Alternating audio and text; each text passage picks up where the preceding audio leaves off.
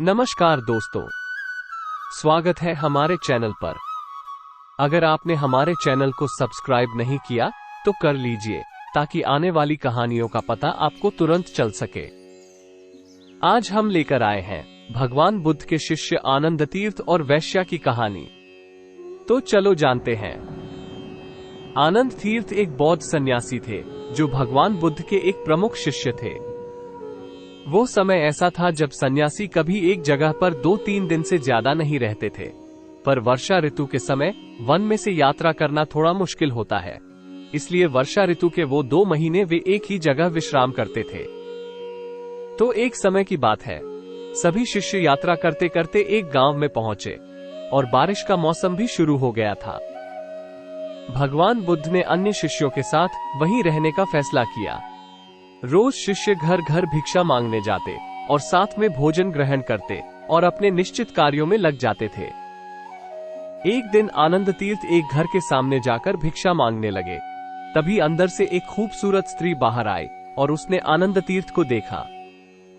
वो उस गांव की वैश्या थी और आनंद तीर्थ का रूप रंग देखते ही वो उन पे आसक्त हो गई। वैश्या ने कहा, वैसे भी फिलहाल आप इस गांव में ही रहने वाले हो, तो क्यों ना मेरे घर पर ही रह जाओ आप।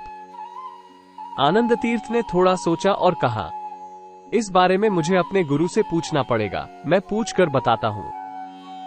आनंद तीर्थ की बात सुनकर वैश्या ने मजाक उड़ाते हुए कहा, गुरु से पूछना है?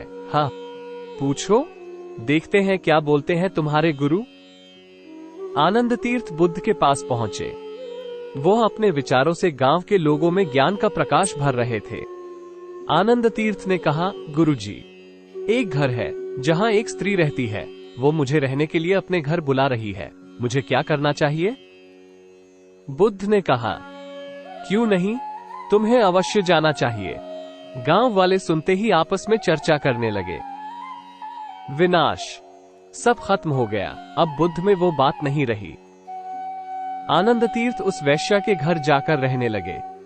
रात को वो वैश्या संगीत में नाच गाने करती। आनंद तीर्थ शांति से वो सब देखते रहते। संगीत के आवाज सुनकर गांव वाले बुद्ध के पास जाकर कहने लगे, बस अब बहुत हुआ, अब धर्म नाम की कोई चीज नहीं बची।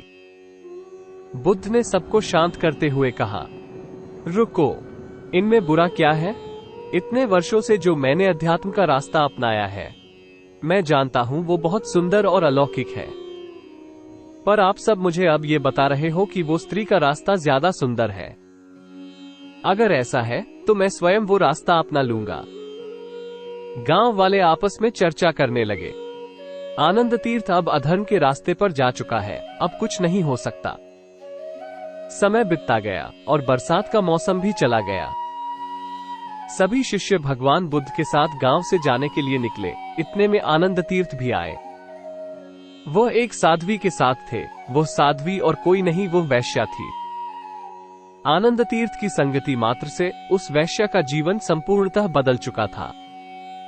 उसने भी मोह माया का त्याग कर दिया और साध्वी बन गई। गांव वाले देखकर हैरान हो गए और उनको अपनी गलती का एहसास हुआ।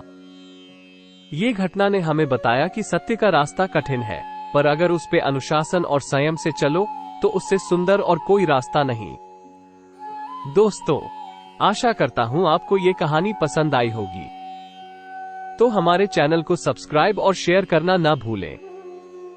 धन्यवाद।